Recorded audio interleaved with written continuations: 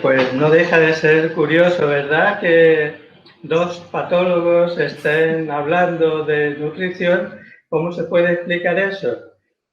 Vamos a tratar de contestar esa pregunta y lo vamos a hacer de una manera pues muy espontánea. No hemos preparado nada. Lo que queremos es compartir con todos vosotros que nos estáis escuchando una serie de reflexiones y justamente invitaros a eso, a reflexionar.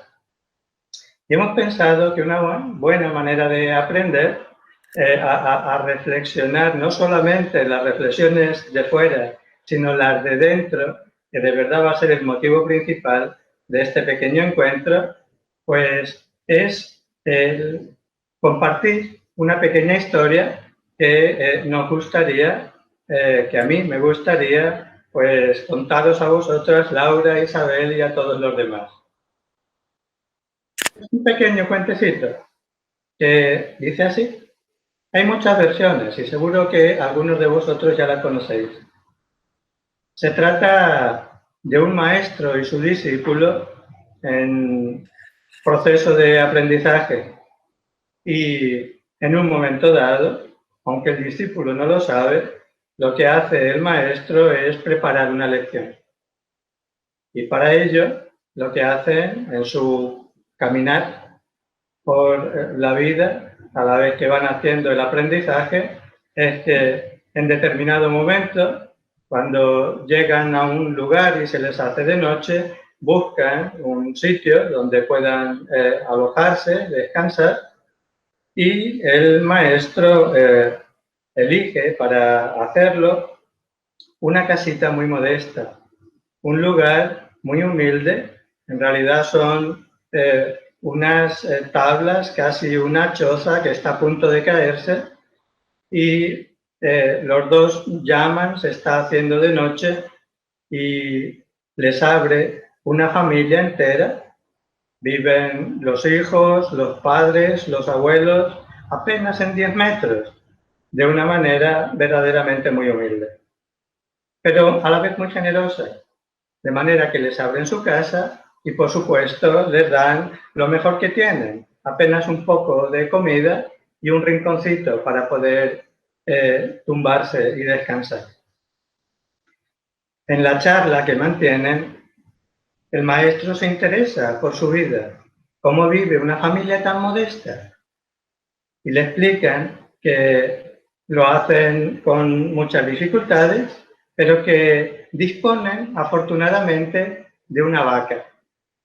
Tienen una vaca que les da un poquito de leche y que les sirve para hacer algunos cambios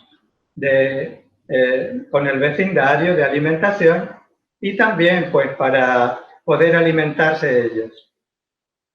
Bueno, se van todos a descansar y por la mañana, muy temprano, el maestro y el discípulo se levantan para continuar su camino. Antes de marchar, el maestro se dirige a la vaca y la lleva a un precipicio que hay al lado de la casa. Y mientras que el discípulo no daba crédito, el maestro empuja a la vaca, que cae por el precipicio y se despeña. Como podéis imaginar, este fue un shock muy grande para el discípulo, que de hecho hizo que al poco tiempo dejara a su maestro. Pero pasaron los años y el discípulo, que había quedado de verdad muy impresionado y con una gran sensación de culpa, una vez volvió a buscar otra vez el lugar donde estaba la casa con la intención de dar sus disculpas y de ayudar en lo que pudiera a aquella familia. Cuando llegó al lugar, buscó aquella choza y no la encontraba. Había una casa muy grande y muy bonita, no podía ser. ¿Dónde estaba?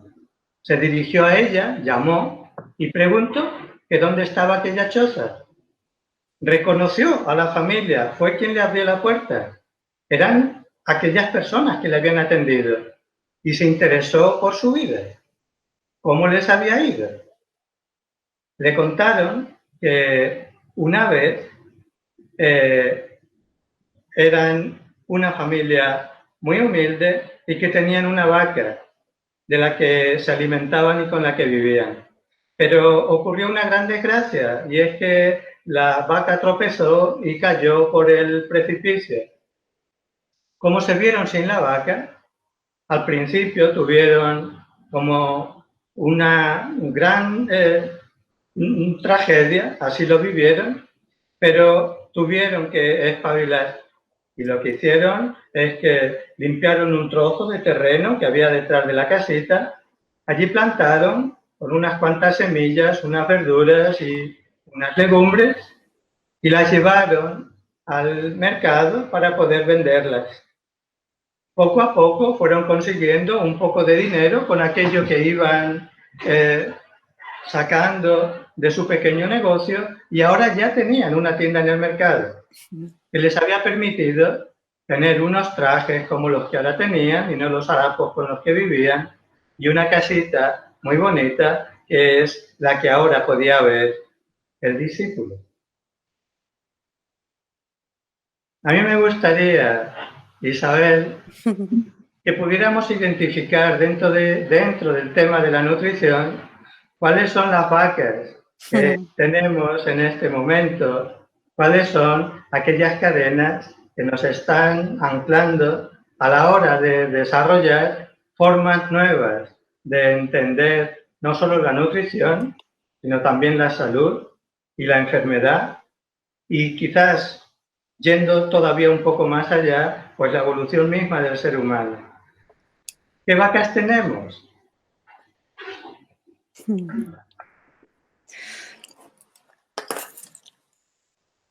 Me vienen tantas cosas, Tomás, a la cabeza. Sobre todo cuando te escuchaba me sentía muy identificada en mi historia personal. Por como un crack, una aparente desgracia, ¿no? Un incidente imprevisto que te rompe los esquemas y que tira por el precipicio aquello en lo que tú te estabas apoyando, sosteniendo tu hacer con la convicción de que eso era lo mejor. Te hace pasar una crisis personal importante, quizá quedarte paralizado un determinado tiempo y después resurgir, crear, atreverte a salir de la famosa zona de confort. Y bueno, a mí me ha hablado en lo personal por mi trayectoria personal, porque yo era una patóloga como tú, feliz con mi especialidad, disfrutando del trabajo que hacía en el hospital y al mismo tiempo sufriendo un desgaste físico, mental, emocional muy profundo, hasta que llegó un momento en que me rompí, me caí por el precipicio como la vaca de la familia y tuve ese momento de vacío de decir, bueno, pero ¿y ahora todo lo que aposté no sirve para nada? Y pasada esa fase empezar a abrir los ojos, a buscar otros recursos, que en mi caso fue buscar una solución en la alimentación para ganar energía, salud, bienestar a un nivel también más profundo, ¿no? Emocional, social. Y cómo de ahí surgió mi puestecillo en el mercado, mi huertito, porque surgió toda una manera nueva de comprender la medicina y de llevarlo al mundo real, al mío para ayudarme a mí y luego ir empezando pues, a ayudar a otras personas ya como médico. Creo que las vacas en el tema de la nutrición son la base de la famosa pirámide de la nutrición que hemos arrastrado durante tantos años. Tenemos que, y esto es lo que nos decían esos principios de la pirámide, tenemos que basar nuestra dieta en los cereales, el azúcar, la leche como alimentos básicos porque esa es la energía necesaria para el organismo y para el cerebro. Sin glucosa nuestro cerebro no puede funcionar. Y son los alimentos nutritivos que nos aportan todo lo que necesitamos. Y de pronto la pirámide da la vuelta y aquello que estaba en la base descubro y bueno, poco a poco, ¿no? Esto se va sabiendo cada vez más, se oye más y lo vamos transmitiendo más, como aquello que estaba en la base debe pasar a la punta de la pirámide, ser minoritario, en algunas personas desaparecer de su alimentación y cómo aquello que estaba en la cima de la pirámide de tomar pocas veces al día, poca cantidad, como eran, por ejemplo, las grasas, resulta que ¡bum!, arrasa, se coloca en la base y nos muestra que ofrece unos grandes beneficios a todos los niveles. Claro. ¿Y cómo hemos llegado a eso, Isabel? Porque fíjate, estos días a mí me gustaría compartir con vosotros, hace apenas 15 días que se ha publicado una vez más por parte de la Asociación Internacional de Estudio del Cáncer los resultados estadísticos en el año 2018 sobre una gran cantidad de países, más de 185, y la mayor parte del número de tumores, cáncer de mama, cáncer de colon, etc. Y lo que estamos viendo en el mundo occidental es que estamos asistiendo a un incremento alarmante. Son las palabras del propio director de la Agencia Internacional de la Investigación del Cáncer, el doctor Christopher Weil. Él dice, hay un aumento alarmante en la carga de cáncer que nos obliga a revisar qué es lo que estamos haciendo. Y lo que nosotros podemos saber, y sabemos desde hace tiempo, he elegido el cáncer porque quizás es uno de los temas más visibles a la hora, justamente, tenemos aquí algún dibujito para compartir con vosotros. Fijaos qué es lo que ocurre con el tema del cáncer, porque llevamos como 50 años diciendo, en realidad lo más importante en el cáncer son los genes, ¿verdad? Pero resulta que en esta gráfica que tenemos aquí, podemos ver que apenas entre un 5 y un 10% de los cánceres son genéticos de una manera directa. De los más frecuentes, por ejemplo, el cáncer de mama, apenas un 1,8%, o el cáncer de colon, el 2,3%, son de origen genético. Pero toda la zona verde que tenemos aquí, entre el 90 y el 95% de los tumores, resulta que dependen del ambiente, del microambiente que tenemos. Y cuando examinamos toda esta parte, resulta que, por supuesto, aquí destaca el tabaco, que es esta parte que tenemos aquí, pero aquí tenemos la alimentación y aquí tenemos el sobrepeso y enfermedad metabólica. Resulta que entre alimentación, sobrepeso, inflamación crónica, resulta que tenemos la mayor parte de estímulo que está en relación directa con la cantidad de cáncer que tenemos. Entonces, ¿qué es lo que está sucediendo con la vaca de los genes? ¿Y qué está sucediendo con el tipo de alimentación que nos han dicho que era el bueno? Que los azúcares, los hidratos de carbono eran muy buenos y que las grasas eran muy malas. Sí. Y resulta que lo que estamos comprobando es que a donde nos está llevando eso, no solamente con cáncer, es que con enfermedad neurodegenerativa, con enfermedad cardiovascular, con enfermedad metabólica, con la diabetes, con salud mental, lo que estamos haciendo, que son las directrices de las autoridades americanas, ha llevado a un momento en el que las autoridades nos están señalando como alarmante lo que estamos haciendo con nuestra salud. La diabetes se ha triplicado, la obesidad en los últimos años, el Alzheimer, tenemos una multiplicación extraordinaria y lo que vamos teniendo cada vez más son evidencias de que todas ellas son enfermedades que tienen un denominador común, que es su metabolismo. La alimentación, muy en particular, y el resto de estímulos con nuestro ambiente.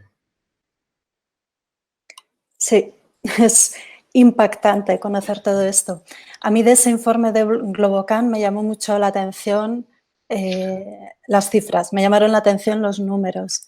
En el año 2018, la estimación es que ha habido o va a haber, cuando acabe el año, 18 millones de casos nuevos de cáncer en el mundo.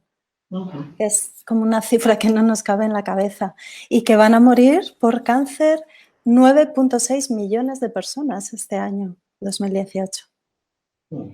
Es cierto que el cáncer es una enfermedad muy compleja y fíjate, llevamos los médicos y científicos intentando desentrañar los mecanismos del cáncer pues desde hace decenios. Y bueno, los primeros datos de cáncer al parecer se recogieron en un papiro egipcio del 2500 a.C. Llevamos muchos años intentando combatir el cáncer. Por fin parece que la clave está no tanto en combatir, sino en comprender el cáncer. Y quizá aquí, en el trastorno metabólico, en la matriz extracelular, en el ambiente, en el sistema inmune, porque también se han elevado a cifras exponenciales las enfermedades autoinmunes y tienen mucho que ver con la alimentación y los hábitos de vida. El ejercicio físico, el estar al aire libre, que nos dé el sol, pues todo el espectro, ¿no? de la salud integral. ¿Y cómo hemos llegado hasta aquí, Isabel? ¿Cuáles son las vacas? ¿Por qué los hidratos de carbono? ¿Por qué los azúcares? Sí. Las informaciones que tenemos dice que un adulto medio occidental ingiere unos 70 kilos de azúcar al año. Sí. Un niño, cualquier niño, un niño medio estadounidense, come más azúcar en un día que todo lo que podía comer en 2 años uno de sus antepasados. Mirad, aquí tenemos una gráfica que me gustaría de nuevo compartir con vosotros, que es cómo ha evolucionado la cantidad de azúcar que tomamos desde el principio de 1800, 1830. Aquí hay 2 picos que están marcados por la Primera Guerra Mundial y la Segunda Guerra, que empezaron a bajar, pero después volvió otra vez a subir. Y en este tiempo, en poco más de un siglo, hemos pasado de que los azúcares fueran un elemento en la alimentación absolutamente excepcional a estar tomando 70, 80 o 90 kilos de azúcares al año. ¿Cómo hemos llegado hasta ahí? Pues mira, detrás de esto hay una campaña excelente de marketing cuya excelencia podemos comprobar todos porque estamos viviendo esto. En la historia del azúcar hay momentos muy interesantes, es bonito conocerla. Y el gran impulsor del consumo de azúcar fue Napoleón. Y bueno, descubrió que el azúcar era un recurso económico muy potente y que además se podía producir de forma barata en Europa sin tener que importar la caña azucarera. Entonces, bueno, se empezó a utilizar la remolacha azucarera, se empezó a purificar el azúcar y al final pues, a producir ese polvo blanco tan bonito y que endulza tanto y que roba de nuestro organismo vitaminas y minerales para poder ser metabolizado o compensado sus efectos, como puede ser la acidificación del medio interno. Posteriormente, con los años y los siglos, hubo un gran impulso para el consumo de azúcar desde el lobby azucarero y hay que reconocer el mérito, porque no ir contra ellos, sino reconocer pues, que fueron muy listos. Y, entre otros argumentos, utilizaron la máxima de Claude Bernard de que la glucosa era el sustrato energético esencial para el organismo. Había que ponerlo en su contexto, pero el lobby azucarero lo captó como frase, eslogan, y claro, ahí no había argumento posible porque lo decía un científico, porque era la base de nuestro funcionamiento vital. Pero ¿qué ocurre? Que también ha habido otros científicos que han dicho cosas muy interesantes respecto al azúcar. Y aquí tenemos al gran Otto Warburg, pues hace ya un siglo. En los principios del siglo XX demostró con sus investigaciones que el azúcar es el sustrato del cáncer, es el sustrato del crecimiento celular, de la proliferación, que cuando una célula recibe azúcar se ve favorecida para proliferar y además para poder transformarse e invadir otros tejidos, es decir, el sustrato del cáncer. ¿Qué ha pasado por el camino? Porque toda esta información se ha obviado durante mucho tiempo. Ahora se está retomando, sigue habiendo investigaciones muy interesantes, tomando como base el llamado efecto Warburg, que es este mecanismo fisiológico, y se está haciendo toda una investigación muy interesante en este sentido. Pero supongo que, bueno, tenemos que asumir que el mundo en el que vivimos se mueve por intereses económicos y, bueno, eso es un obstáculo difícil a veces. ¿Y tirar la vaca por el precipicio? Claro. Algunos de vosotros que nos estáis escuchando podéis estar pensando ahora, pero ¿no íbamos a hablar de dieta cetogénica? Es que es justamente lo que estamos haciendo, porque muchos de vosotros y muchos de nosotros, todos aquellos que hemos empleado tiempo y esfuerzo en recibir información, en hacer estudios, en conocer el metabolismo del organismo humano, en saber cuáles son las respuestas a la salud y a la enfermedad de determinados alimentos, lo primero que tenemos que hacer es tirar la vaca por el precipicio. Porque lo que ha resultado, y eso está bien acreditado, es que lo que hemos recibido es información falsa. Hoy lo podemos afirmar así porque está bien documentado y hay una serie de estudios que han sido capaces de demostrar cómo la industria azucarera ha emitido una serie de estudios científicos con un sesgo de puro interés comercial. De manera que solo a título anecdótico casi, hay un trabajo reciente que es muy conocido en el año 2016, un metaanálisis que estudió 60 estudios serios, importantes, de cuál era el efecto que los azúcares tienen en la salud. De ellos, 26 de los estudios no encontraron vínculo entre los azúcares y la salud. Curiosamente, los 26 estaban financiados por la industria azucarera. Hasta 60, los otros 34 sí encontraron una relación directa entre el efecto de los azúcares y la enfermedad metabólica, neurodegenerativa, el cáncer, la inflamación, el metabolismo, etc. Si los 26 estudios que no encontraron relación, todos estaban financiados por la industria azucarera, de los 34 que sí que la encontraron, solo uno la había recibido. Entonces, uno podría decir, pero entonces no me puedo fiar de lo que leo. Entonces los estudios científicos en grandes revistas con un impact factor tan importante como para ser publicadas en revistas de referencia, ¿es que no nos lo podemos creer?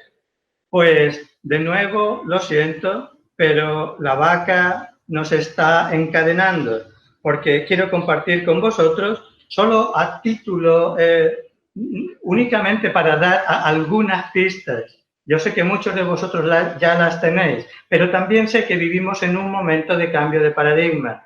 De hecho, muy recientemente, las autoridades americanas, por primera vez, han revisado su pirámide nutricional y están empezando a introducir algunos cambios que rompen con la dinámica que hemos mantenido hasta ahora.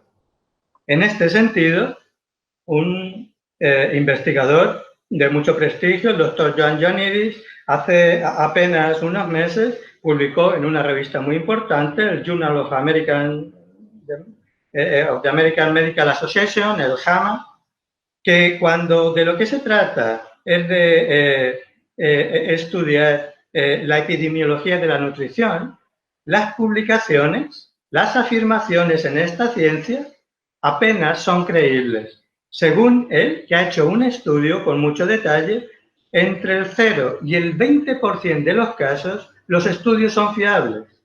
De manera que, como mínimo, un 80% de lo publicado, de lo que nos hemos estudiado la mayoría de nosotros, de lo que os han enseñado a muchos de nosotros, nutricionistas en la facultad, etcétera, las personas que os habéis formado, ya sea por vuestra cuenta o ya sea a través de cauces oficiales, más del 80% de la información que hemos recibido era falsa. Lo cual nos tiene que hacer reflexionar y recapacitar sobre cuáles son de verdad las capacidades que el ser humano, que el organismo tiene. Y quizás este sea un buen momento para replantearnos lo que hemos venido haciendo hasta ahora.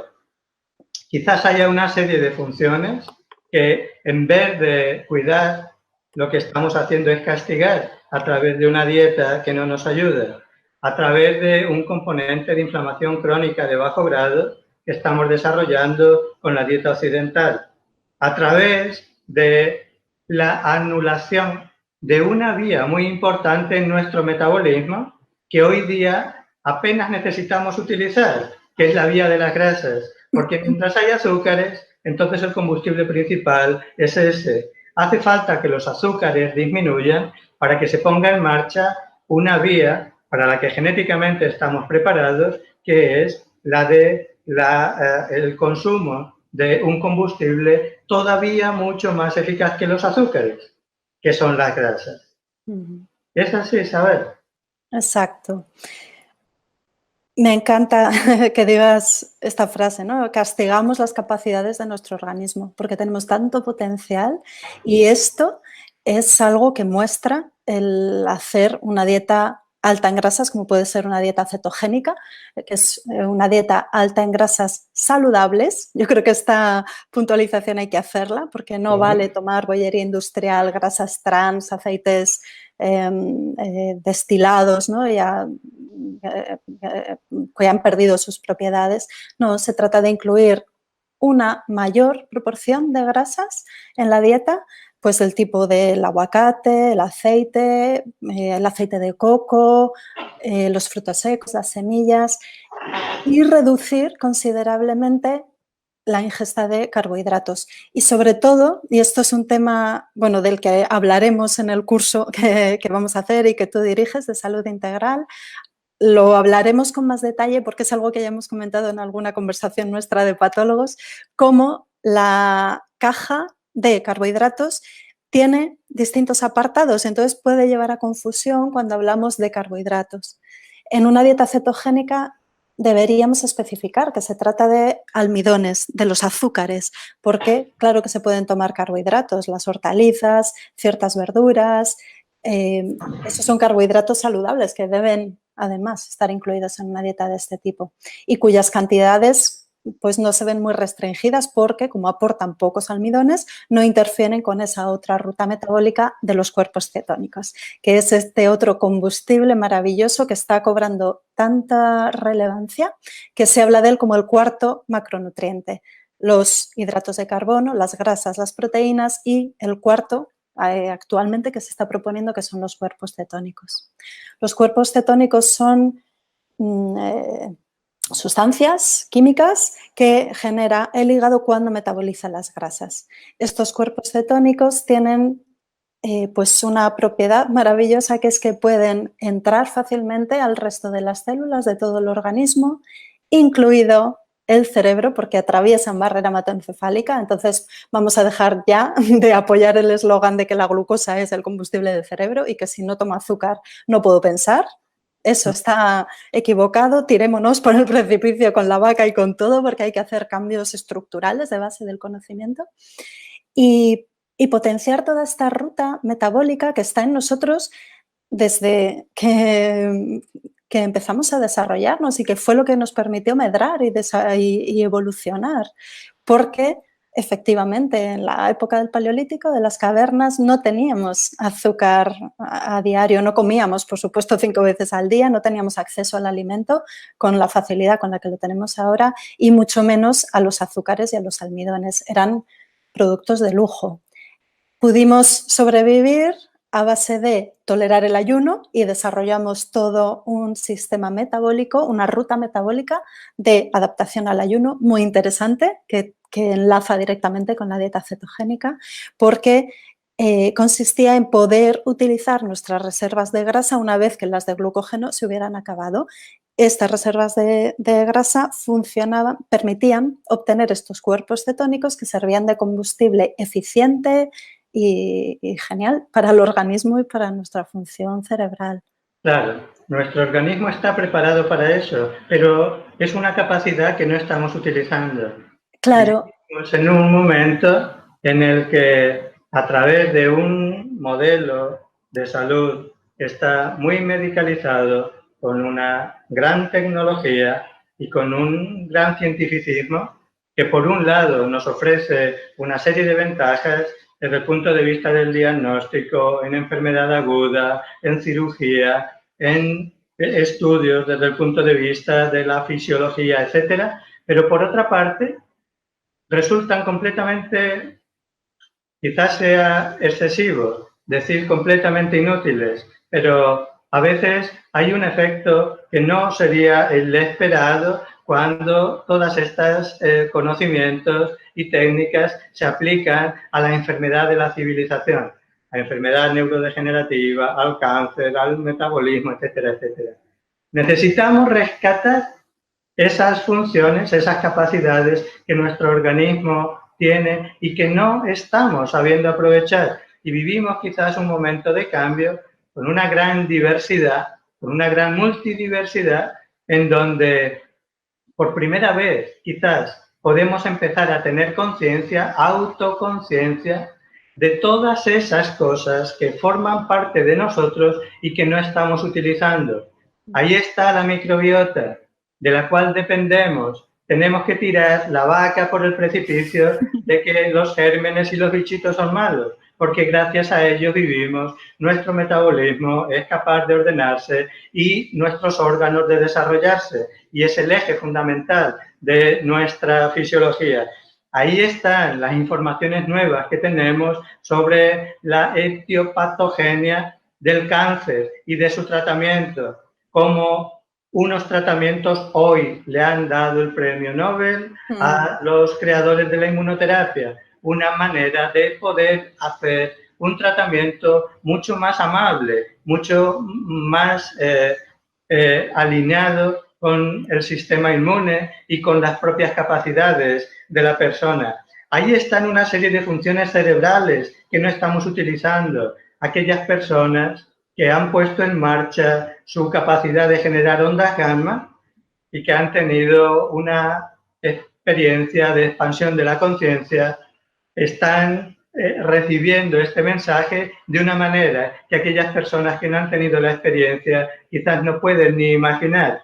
Ahí está esta capacidad metabólica de nuestro organismo de, en vez de funcionar a expensas de los azúcares de una manera continuada, generar una situación en la que el metabolismo, la cantidad de energía, la actividad a nivel cerebral, la manera de prevenir enfermedades, etcétera, a través de la propia capacidad del organismo, es un terreno por explorar, es una capacidad que llevamos dentro y que, sin embargo, no hemos sido capaces de poner en marcha hasta ahora. Sí.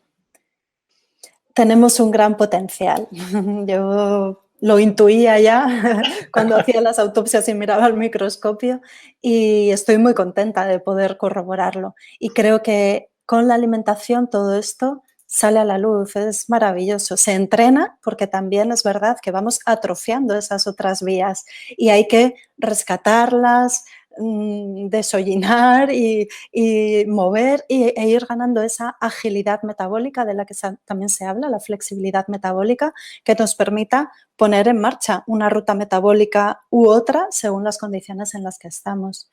Incluso la autofagia, ya que has mencionado un premio Nobel, pues otro premio Nobel, hace poquito, ¿no? Hace un par de años dieron el premio Nobel por la descripción de la autofagia, este mecanismo que nos permite reciclar y reinventar de nosotros mismos, ¿no?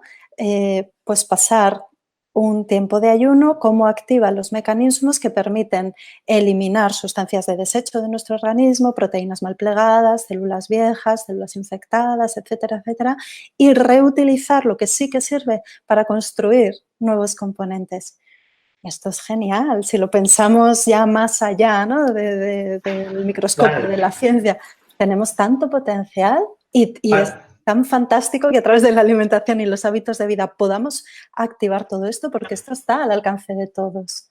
Eso es, para esto es para lo que nos sirve el conocimiento, ¿verdad? Sí. Cuando hablamos de autofagia, cuando hablamos del ciclo de Krebs, cuando hablamos de glucólisis, cuando hablamos de efecto Warburg, entonces sí, lo que estamos hablando es del motorcito de la célula, de la mitocondria, sí, es quien nos facilita energía a nivel celular individual.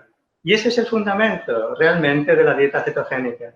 Cuando hablamos de dieta cetogénica, verdaderamente no solamente estamos hablando de una dieta, entre comillas, no estamos hablando únicamente de un cambio de alimentación, sino que lo que estamos haciendo es utilizar un enfoque de tipo energético, un enfoque desde el ámbito de la medicina energética que considera a la mitocondria, y probablemente la dieta cetogénica es uno de los elementos principales de un tipo de terapia metabólica mitocondrial en donde los alimentos lo que constituyen es uno de los pilares de este enfoque, pero ahí están todos aquellos otros que son capaces de incidir sobre el motor que supone la mitocondria. Ahí está el ejercicio que pone en marcha este motor y su importancia. Ahí están los ayunos o los semiayunos que permiten que el motor descanse o que se active. Ahí está la suplementación. Ahí están los triglicéridos de cadena media que facilitan la entrada en la vía de las grasas y del uso de cuerpos cetónicos. Ahí está la capacidad que podamos tener para, con el tratamiento del estrés y con un tipo de vida más sosegado y con un poco más de conciencia, estemos utilizando nuestras propias capacidades a favor del ser humano y no únicamente como una manera de prevenir, por importante que sea, una enfermedad.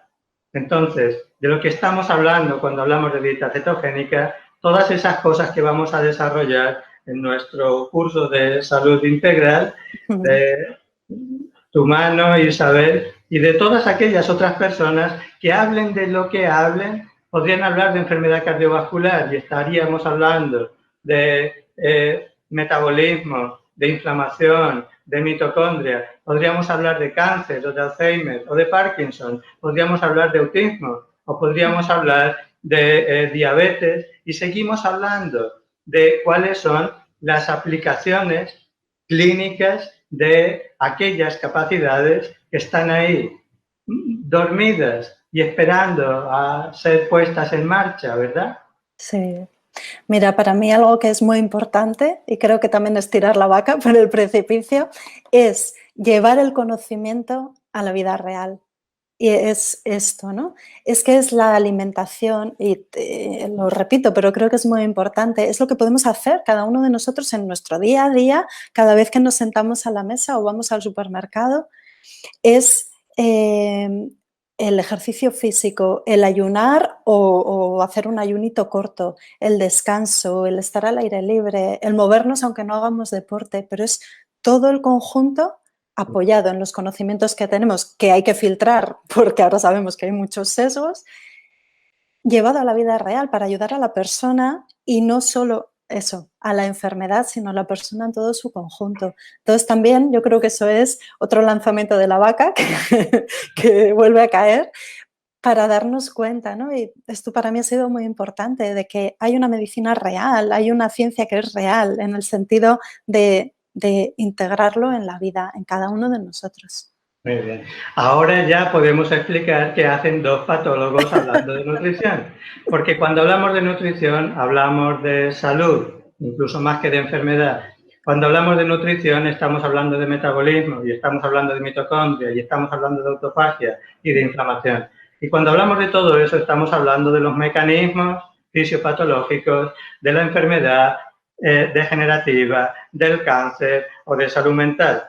Y cuando hablamos de todo eso, necesitamos también, desde un punto de vista de compromiso, con un enfoque de salud integral, que es lo que también queremos compartir con vosotros a través de esta invitación que llevamos haciendo desde hace unos años, que es un curso de salud integral donde justamente lo que estamos haciendo es profundizar en este ámbito. El poder incorporar desde un punto de vista para los profesionales sanitarios y para la población, sencillamente una manera diferente de hacer que esté basada no en las vacas que nos han vendido, no en aquellas que nos anclan, no en aquellas que nos encadenan, sino probablemente tampoco lo que nosotros estamos comentando en este momento sea la verdad. Seguro que hay mucho más por descubrir, pero necesitamos como mínimo identificar nuestra propia ignorancia si lo que de verdad queremos es avanzar. A mí me gustaría acabar con otra pequeña historia, con otro pequeño cuentecito, antes de las preguntas, si las hay por ahí. Y es que volvemos otra vez a el maestro y el discípulo con el que iniciamos esta pequeña conversación. Era otra ocasión, era verano, hacía un calor insoportable. iban caminando y en un momento dado el maestro, ya mayor, paró para hacer un descanso debajo de una sombra. Hacía como 1 hora o más que habían pasado un arroyo y el maestro le pidió a su discípulo que por favor cogiera su cuenco y le trajera un poco de agua. El discípulo cogió de buen grado el cuenco y inició el camino de regreso. No era 1 hora, era un poco más. Pero cuando llegó, lo que encontró es que unas carretas y los bueyes habían pasado por el arroyo y el agua estaba muy revuelta, era un lodazal lleno de cieno y aquel agua no se podía beber. Así es que regresó de nuevo y le dijo al maestro lo que había sucedido. El maestro insistió y le dijo al discípulo, regresa y tráeme el agua que te he pedido de ese arroyo. Esta vez al discípulo le costó un poquito más y le dijo, maestro, creo que un poco más adelante, 4 o 5 kilómetros más allá, hay un río muy amplio y allí podríamos beber. Y el maestro le dijo, regresa y tráeme el agua que te pido.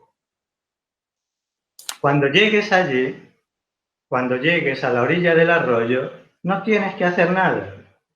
Siéntate simplemente en la orilla, en silencio, y observa.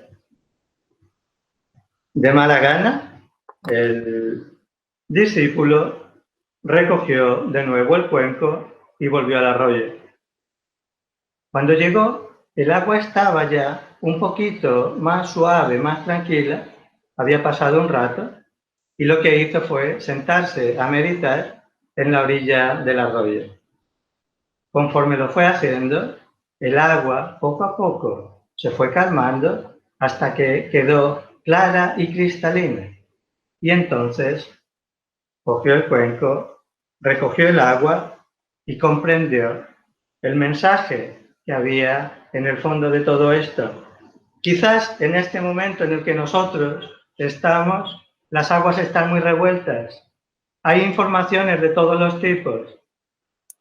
Quizás no haya una visión clara de hacia dónde siquiera nos vamos a dirigir en el futuro. Solo sabemos que hay un momento privilegiado en cuanto a la cantidad de información, en cuanto a la disponibilidad de medios, de técnicas, hay una gran cantidad de dietas, hay una gran cantidad de aproximaciones y de enfoques, hay una gran cantidad de tecnología y de medicaciones para tratar la enfermedad y también hay una gran cantidad de información para que repose. Quizás esa pueda ser la invitación que os hacemos a todos, que incluyáis vuestra propia reflexión tranquila, desde la orilla. A veces no hace falta hacer nada, porque cuanto más buscamos y más trabajos científicos leemos, resulta que más nos engañamos y más perdidos estamos. Quizás una buena manera sea observarnos, que cada uno observe su vida, su fisiología, su alimentación, su mente, que vea qué es lo que le sienta bien y qué es lo que no. Que se ayude cuando lo considere oportuno de aquellas cosas que así le resuenen en el momento de la vida en que se encuentre y también alineado con su tipo de conocimiento y con su formación. Y quizás eso pueda permitir que las aguas se vayan aclarando, que vayan estando un poquito más claras y que podamos ver un poco a su través. Nosotros queremos poner nuestro granito de arena a través del curso de salud integral que llevamos ya unos cuantos años proponiendo. No nos está resultando fácil porque es nadar un poco contracorriente. Hay muchas carretas que pasan y muchos bueyes. Pero así y todo, queremos mantener esta invitación y esta propuesta y todos aquellos que podáis estar interesados en este enfoque, podéis recoger la información que vais a recibir a través de un enlace, o no sé muy bien cómo será, pero para aquellos que tengáis interés vais a poder observar cuál es el enfoque y la propuesta que os hacemos llegar.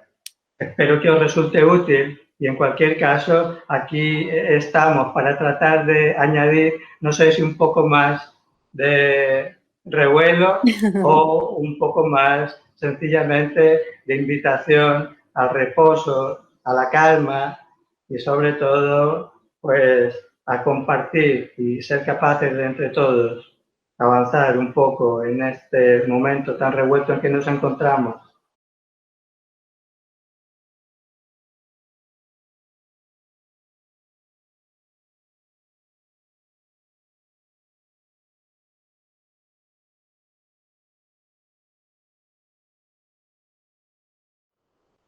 Puede seguir, a ver, depende, ¿verdad? Que esta es una respuesta muy mía, Tomás. Depende, hay que adaptar cada dieta, cada recomendación a las necesidades de cada uno. En principio, precisamente una persona con problemas intestinales se puede ver beneficiada de una dieta de este tipo, cetogénica o tipo cetogénica, porque precisamente se van a retirar de su dieta alimentos como el azúcar o como los cereales que son, pues, dañinos para la mucosa intestinal y proinflamatorios. Entonces, eso es de entrada, pues, un aspecto importante y valioso. Además, va a recibir un aporte de grasas, dentro de las cuales los ácidos grasos esenciales, en particular los omega 3, son el alimento de la célula intestinal. Entonces, va a tener, por un lado, la eliminación de alimentos que le perjudican y, por otro, el plus de algunos que le benefician especialmente. Ahora bien, hay que conocer a la persona, es pues lo que ha dicho Tomás, no hay dietas, no hay protocolos, aunque es algo que hemos vivido en medicina, ¿verdad? La necesidad de protocolizar y de seguir unos esquemas fijos. Desde, bueno, este enfoque en salud integral, algo que es muy importante es la individualización de las recomendaciones y ver también cómo se siente uno en otros aspectos, porque la alimentación no es solo los nutrientes que llevamos a la boca, es también la parte social, familiar, afectiva, emocional. Todo eso hay que tenerlo en cuenta también. Con respecto a las hemorroides, hago un apunte un poquito más técnico o médico, y es que las hemorroides suelen estar asociadas con un estado de sobrecarga hepática o de una cierta debilidad a nivel del hígado. Y una dieta alta en grasas llevada durante mucho tiempo puede producir una cierta sobrecarga en el hígado porque es el gran metabolizador de las grasas. Por eso también es interesante en una dieta cetogénica entrar y salir de ese estado de cetosis objetivo, ¿no? ¿Cómo? Pues aflojando un poquito, jugando con esa flexibilidad metabólica, consumo de grasas en un alto porcentaje y luego, pues cada 3 semanas aproximadamente, porque esto ya os digo que, claro, hay que personalizarlo mucho, pero es algo que se puede hacer y da beneficios añadidos. Cada 3 semanas aumentar un poquito el porcentaje de los hidratos, tomar alguno de esos que están prohibidos en la dieta ceto estricta, flexibilidad, ganar esa flexibilidad metabólica. Claro, no hemos entrado en los detalles porque realmente no es el momento, pero mirad, esta gráfica que quiero compartir ahora con vosotros, cuando hablamos de dieta cetogénica no estamos hablando de todo o nada. Veis que la dieta cetogénica se puede aplicar desde la epilepsia, que sabemos que es incluso tan o más eficaz que los medicamentos o que la cirugía, que la callosotomía que se hacía en su momento. Esto lo sabemos desde el año 1920 y entonces fue un gran descubrimiento, pero con la aparición de los medicamentos, de la fenitoína y demás, todo aquello pasó a la reserva. Pero ha sido la vaca, de nuevo, una y otra vez, que nos ha anclado. Ahora, recientemente, hay una serie de estudios que han puesto de relieve la eficacia, casi 600% más eficaz la dieta cetogénica en epilepsia que los medicamentos. Pero es que hoy día se puede utilizar la dieta cetogénica también en enfermedad cardiovascular o en metabolismo, en diabetes o en cualquier tipo de situación en la que, como nos está diciendo Isabel, va a depender de qué sea lo que estamos pretendiendo.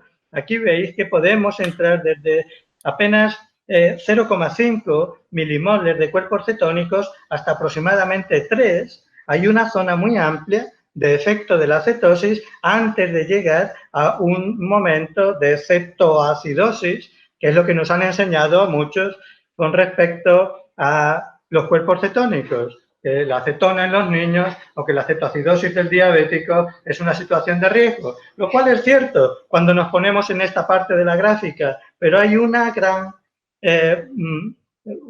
gran campo de aplicación de cetosis óptima y no va a ser igual para alguien que tenga probablemente una persona joven con un problema intestinal leve y unas hemorroides que una persona con un sobrepeso muy importante o una obesidad mórbida con una enfermedad metabólica que le está produciendo una gran cantidad de problemas o cualquier otro tipo de situación. Pero todo esto lo tenemos que ver con detalle en otro momento.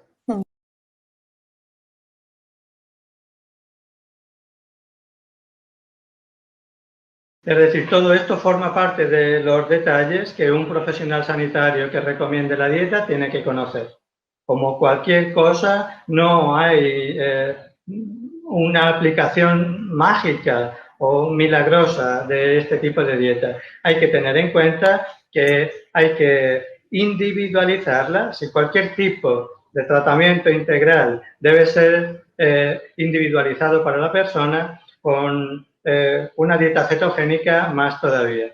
Así es que hay que hacerlo bajo la supervisión de un profesional que sepa qué es lo que está haciendo. Hay que acompañar con una información desde el punto de vista analítico de cómo está la persona. Hay que controlar en el tiempo cómo se está evolucionando y saber que hay una serie de elementos, va a haber un déficit de selenio, etcétera, tal, que es preciso incorporar dentro de la dieta cetogénica. Así es que hay algunas personas, muy pocas, y desde luego no es lo recomendable, que mantienen de una manera indefinida la dieta cetogénica, pero la dieta cetogénica no está pensada en este momento para eso.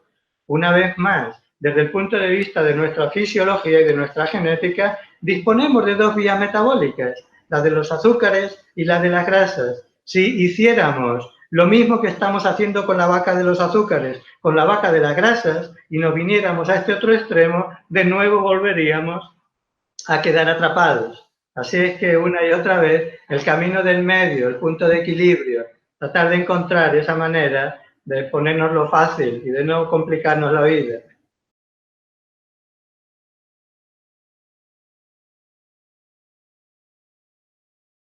De nuevo, la respuesta debería ser el depende, la personalización, pero sí que en mujeres embarazadas no es una dieta muy recomendada porque sí parece que hay una dependencia mayor del feto de los azúcares. Esto es lo que, bueno, la ciencia sostiene, de momento estamos ahí y no sería el momento ideal. También algo importante es que durante el embarazo no conviene hacer cambios bruscos en una alimentación. Los cambios hay que hacerlos antes, la desintoxicación, por ejemplo, hay que hacerla antes porque la placenta es un órgano que acumula los tóxicos, metales pesados o tóxicos ambientales que la madre haya podido ir absorbiendo. Entonces es importante que una mujer se prepare antes de quedar embarazada en estos sentidos. Claro. Yo quisiera añadir una vez más lo que ya estamos diciendo, es decir, la aplicación clínica tiene que tener una base de conocimiento. Aquí tenemos el ciclo de Krebs, que es lo que vamos a desarrollar en el curso. Tenemos que entender qué es lo que pasa cuando la glucosa entra a la célula, cómo en el proceso de glicólisis se libera una molécula de ATP, se produce piruvato y entramos dentro de la mitocondria y del ciclo de Krebs. Todas estas cosas no nos las podemos saltar si de verdad queremos hacer una aplicación con conocimiento y con un poco de conciencia. Cuando hablamos de embarazo estamos hablando de una gran cantidad de cosas. Estamos hablando de microbiota, estamos hablando de energía, estamos hablando de comunicación, estamos hablando de hormonas y estamos hablando también, por supuesto, y muy importante, de la dieta. Hay unas recomendaciones desde el punto de vista nutricional que tienen el poder suficiente desde el punto de vista epigenético, de poner en marcha una serie de funciones de los genes que se van a desarrollar en el bebé, de qué manera la descendencia, hoy lo sabemos, hay unos estudios muy bonitos desde el punto de vista experimental y también a lo largo de la historia, cuando ha habido desastres, guerras, etcétera, hemos visto cuál es el impacto de la alimentación en la descendencia. Es un campo muy amplio que de nuevo requiere conocimiento y que requiere una aplicación pausada y que las aguas cristalinas se apoyen, desde luego, en el estudio, en la información, en la experiencia y en el conocimiento.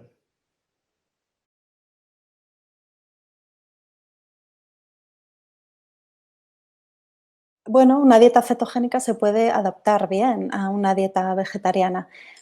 Lo mismo, como siempre, hay que cuidar todos los matices, ¿no? Una dieta vegetariana per se en sí mismo no significa que sea buena. Si una persona vegetariana se alimenta a base de azúcar y azúcares y harinas refinadas y fomenta toda esa cascada de inflamación, de sobrecarga del páncreas con agotamiento de la insulina, resistencia a la insulina, diabetes, pues no está haciendo una dieta sana. Entonces partimos de la base de que hace una dieta vegetariana, sana, equilibrada, con alimentos de buena calidad.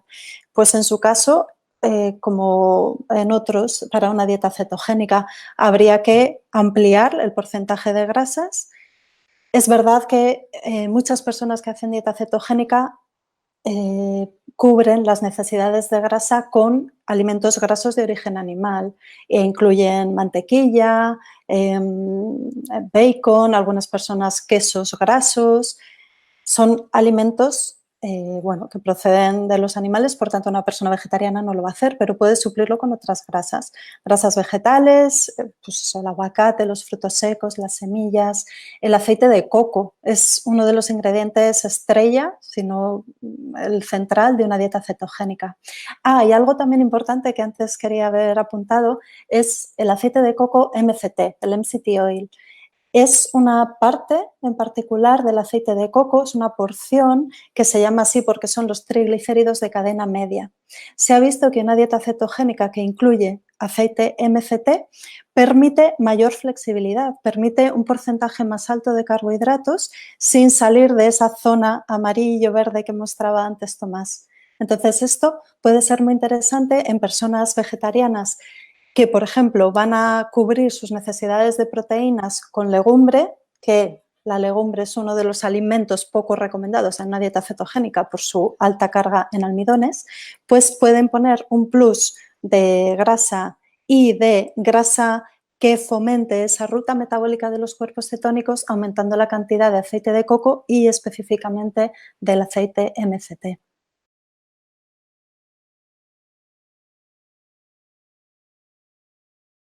De nuevo, ahí tendríamos que hablar de vacas. Sí. Sí, es muy interesante saber cómo a lo largo de muchos años la industria azucarera se ha esforzado mucho para conseguir atraparnos activando una serie de núcleos en nuestro cerebro, los de la adicción y los del placer. Debéis saber que creo que le llaman el doctor Felicidad. Hay un señor de Harvard que lleva muchos años, en realidad era un matemático, que lo que hizo fue estudiar cuál es la composición exacta que requiere un alimento en cuanto a la cantidad de dulce para atraparnos. Nuestro cerebro, cuando recibe una cantidad muy importante de determinado tipo de sabor, dulce o salado, etcétera, se sacia. Pero hay un punto en el que consigue activar los núcleos de nuestro cerebro que nos producen realmente una adicción a la alimentación. ¿Os suena eso de prueba esto? No podrás probar solo una, te quedarás atrapado, ¿verdad? Pues no es broma. La adicción al azúcar es algo real, que además está muy ligado al componente emocional de la persona. Por eso, desligarse de la auténtica adicción que pueden suponer algunas de las alimentaciones que hemos tenido durante mucho tiempo, sobrecargadas de azúcares o de grasas no saludables, de grasas de tipo trans, de grasas omega 6, etcétera, etcétera, requiere un apoyo en todos los niveles. Y ya no os sorprendo cuando os hablo de un enfoque integral en donde no solamente esté la dieta, sino que esté el ejercicio, donde esté el aprendizaje, de algún tipo de ejercicio de interiorización, la respiración, la relajación, la meditación, aprender estrategias de tratamiento del estrés al que todos estamos sometidos en el trabajo, en la familia, en la sociedad en la que estamos inmersos. Todo eso forma parte también de cualquier tipo de dieta, de cómo desligarse de la vaca, del azúcar, a la que tenemos que tirar por el precipicio, junto con tantas y tantas falsas creencias y tantas trampas que nos han puesto por el camino. Sí. A mí me gustaría matizar también o añadir una parte a esta respuesta, la cuestión práctica, porque de verdad hay que armarse de valor, de fuerza de voluntad y de conciencia para soltar la adicción al azúcar. Primero, ir con lupa al supermercado y mirar las etiquetas, porque es que os vais a sorprender de la cantidad de azúcares que llevan los alimentos procesados. Además, en el supermercado evitar los pasillos centrales, porque son los que están acumulando todos estos productos procesados. Ir directamente por la periferia a la frutería, las verduras, el pescado, la carne, los productos frescos. Y luego, cuando estéis soltando el azúcar, para las personas que se han hecho adictas, pueden sufrir realmente unos síntomas de síndrome de abstinencia y pasarlo muy mal. Entonces, un truco que viene muy bien es tomar una pequeñita cantidad de azúcar, de Coca-Cola, de aquello de lo que se están desenganchando. Y de esa manera se suaviza el salto de la vaca por el precipicio. A mí me gustaría decir solamente que apuntalar algo que ha dicho Tomás, ¿no? Que estamos en un momento complicado por las aguas turbulentas en el sector sanitario, en el científico, con toda esta información que a veces es contradictoria. Eso genera pues ansiedad y malestar en la gente, en nosotros, ¿no? Porque ya no sabemos muy bien qué hacer y por fin hemos llegado al punto en el que queremos hacer por nosotros, ¿no? Y tomar las riendas de nuestra salud. Entonces, yo animaría al conocimiento, a buscar. Tenemos la suerte al mismo tiempo de estar viviendo un momento de acceso a información súper valiosa, pasar el filtro o dejar reposar el cacillo de esa información y aplicarlo, ¿no? Según nuestro sentir, nuestro momento, nuestros gustos, para que sea nuestra salud y no la que nos dicta incluso pues, la persona que esté más acertada, ¿no? En este sentido, sino adoptar nuestra propia alimentación y estilo de vida en nuestra propia salud integral. Lo que a mí me gustaría haceros llegar es que realmente a la hora de sentarnos en la orilla del arroyo y dejar que las aguas se calmen, es que muchas veces no vamos a tener la seguridad de qué es lo correcto o de qué es lo que tenemos que elegir. Pero el mensaje que yo querría haceros llegar es que os tranquilicéis en ese sentido. No es tan importante aquello que comamos o la manera en que lo hagamos como para que lo utilicemos. Porque realmente lo que queremos hacer a través de la dieta o a través del ejercicio o a través de la respiración es sencillamente aquello que es de verdad importante en nuestras vidas, que es progresar como seres humanos completos. Estamos haciendo un camino de aprendizaje en donde cualquier cosa que nos encontremos, problemas familiares, problemas laborales, problemas con la dieta, problemas en el cuerpo, el estado de salud o enfermedad en que nos encontramos, todos ellos son asignaturas, son estímulos que la vida nos pone con un mínimo denominador común y es el ayudarnos a desarrollar aquello que es más importante dentro de nosotros, que es nuestro nivel de conciencia.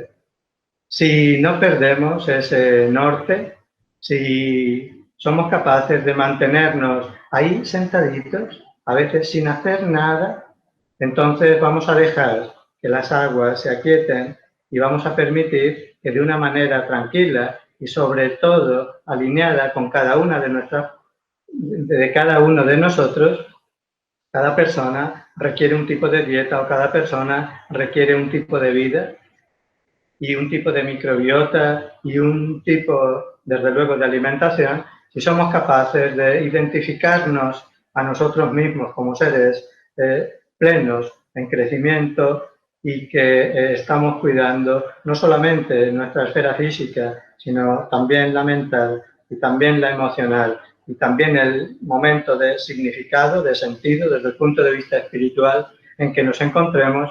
Entonces, cualquier tipo de dieta, ya sea cetogénica o de otro tipo, van a cumplir los objetivos que estamos buscando. Una vez más, invitaros a todos aquellos que podáis estar interesados a encontrar un poco de ese agua que todos estamos buscando en nuestro curso. Recibiréis la información a través de Laura, que os la hará llegar, y daros las gracias por haber compartido este rato. A ti, Isabel, muy en particular, y a todos los demás, un abrazo. Muchas gracias, Tomás, y muchas gracias a todos por haber estado aquí, a Laura y a la Fundación Vivosano por apoyarnos desde allí.